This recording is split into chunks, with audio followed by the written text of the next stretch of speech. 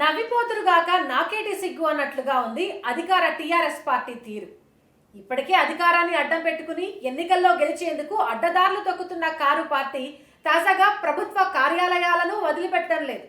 తాము అనుకున్నది అనుకున్నట్టుగా చేసి ఇష్టారాజ్యంగా వ్యవహరిస్తోంది. ఇప్పటికే ఓటమి ఖాయమని భావిస్తున్న ఆ పార్టీ నాయకులు ప్రభుత్వ కార్యాలయాలను వదలడం లేదు.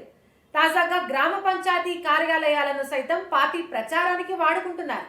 సిద్దిపేట జిల్లా కుకునూరుపల్లి మండలం ఎల్లాయిగూడలో టీఆర్ఎస్ పార్టీ ఎన్నికల ప్రచారం చేస్తూ ఓటర్లను ప్రలోభ పెడుతోంది.